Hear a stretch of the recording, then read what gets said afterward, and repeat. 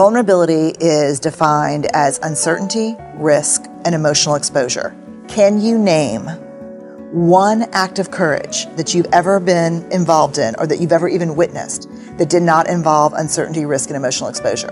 And it's a loaded question because I know the answer is no, because I've asked it thousands and thousands. I've stood in front of Navy SEALs and Special Forces military personnel and said, I want you to try hard to give me an example of courage that didn't require vulnerability. And in 10 years, I've never had a single person give me an example of courage, even on the field, that doesn't involve vulnerability. If you think you're being brave and it doesn't involve risk or uncertainty, you're not being that brave. You know how it's going to turn out. It's not courage. And so in that moment, people go, shit, but I want to be brave and I don't want to be vulnerable. And I'm like, therein lies. No one wants to be uncomfortable. No one wants to be vulnerable, and everyone wants to be brave. And it just doesn't work like that. I mean, when I ask people, what is vulnerability? People would say, initiating sex with my wife, sending my child out the door who thinks he's going to make the first chair in orchestra and knowing he's probably not going to make the orchestra at all, getting fired, starting my own business, saying I love you first in a relationship, trying to get pregnant after my first miscarriage. Vulnerability, it's uncertainty, it's not knowing, but doing it anyway because it's the brave thing to do. The problem is, I think, that the greatest shame trigger for men is do not be perceived as weak. And in our culture, we believe that vulnerability is weakness. So you don't have to skip too many steps before you go, hey, it's shaming to be vulnerable. And so men do two things in the face of shame: pissed off or shut down, put on a mask.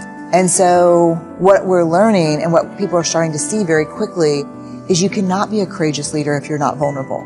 If you're not willing to have hard, uncomfortable conversations, give hard feedback, receive hard feedback, excavate issues like Charlottesville that no one wants to talk about. Like discomfort is the great enemy of courage. Like my motto is, we say it here all the time, choose courage over comfort, because you can't have both. And if you think you're being brave and you're super comfortable, you're not being that brave. I was so shocked to learn in the research that the opposite of belonging is fitting in. Because fitting in is assessing a group of people and thinking, who do I need to be? What do I need to say? What do I need to wear? How do I need to act? And changing who you are. And true belonging never asks us to change who we are. It demands that we be who we are. Because if we fit in because how we've changed ourselves, that's not belonging. That's not belonging because you betrayed yourself for other people, and that's not sustainable. You start to lose yourself. So I think it's hard. You have to show up as who you are. You can lose yourself in the fitting in, and you can lose yourself in the rebuttal to the fitting in. It's really hard. I mean, it's this thing that it's a quote that is, Braving the Wilderness is all about this, starts with this quote from Maya Angelou, that we're never free until we belong nowhere. We belong everywhere, which is nowhere, which is no place at all. Which I thought was a terrible quote for many years. And I was like, why are you saying that, Dr. Angelou? But then I realized, and she says, the cost is high, but the reward is great. I think that's the thing, that I feel like I belong everywhere I go, no matter where it is or who I'm with, as long as I never betray myself. And the minute I become who you want me to be in order to fit in and make sure people like me is the moment I no longer belong anywhere. That is hard. I mean, that's a hard practice. That's an everyday practice. Blame. How many of you are blamers? How many of you, when something goes wrong, the first thing you want to know is whose fault it is? I'm like, hi, my name is Brene. I'm a blamer. How many of you go to that place when something bad happens, the first thing you want to know is whose fault is it? Even I'd rather it be my fault than no one's fault. Because why? Why? Because it gives us some semblance of control. It gives us some semblance of control.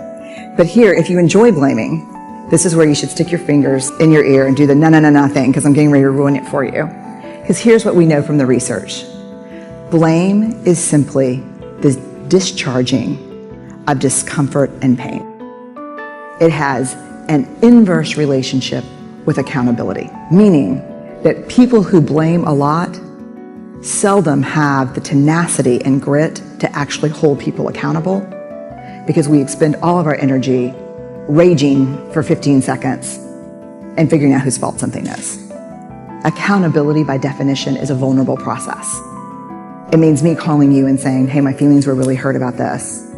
No, and talking. It's not blaming. Blaming is simply a way that we discharge anger, which is really hard. And blaming is very corrosive in relationships.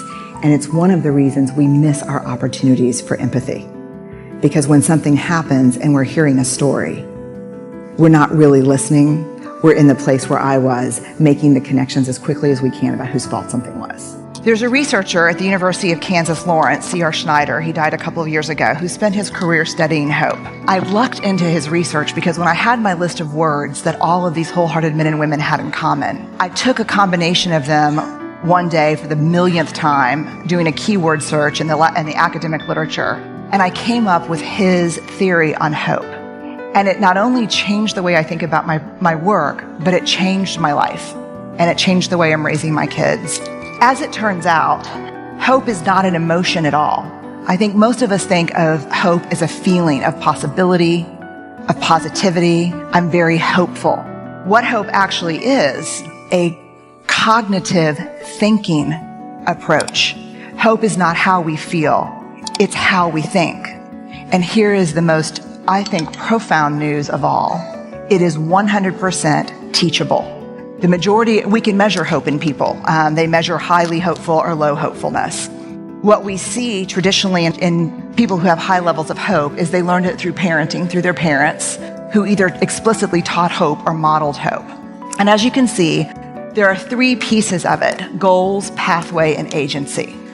What this means simply is people who have high levels of hope in their lives have these three abilities. They can set goals, which is in itself not an easy task.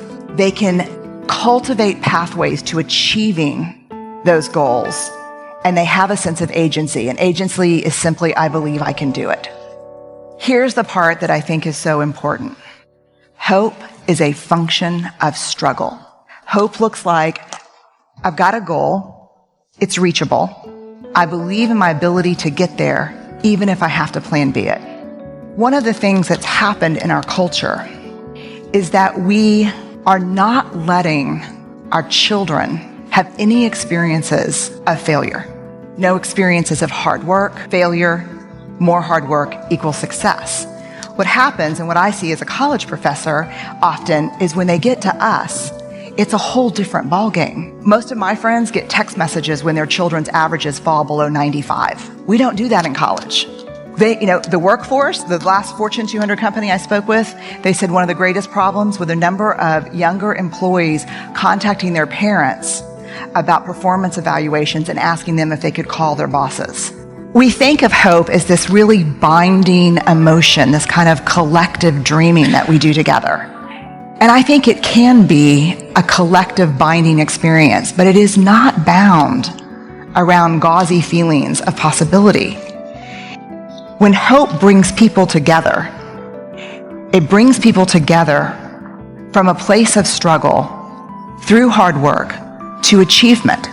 And people who experience that together, whether you're a team working in an ad agency on the next presentation, or you're a family, or you're a group of kids in class, what brings people together is the sense of success, of accomplishment, having experienced struggle. And so what I would invite you to think about at least, is that hope is a function of struggle. And it's the product of not tying our failure to who we are.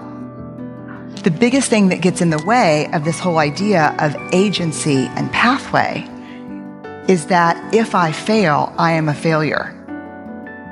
What we see in high hopeful people is that they can separate their achievements and their struggles and their failures from who they are as people.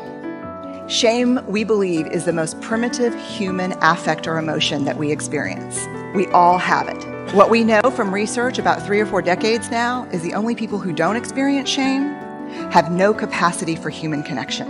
If you don't experience shame, it's because you have no capacity for connection or empathy. And so what we're talking about there is kind of some serious psychopathology. So shame is something we all have. It drives 2 primary tapes or kind of ways of thinking. The 2 big things that shame drives is never good enough and who do you think you are?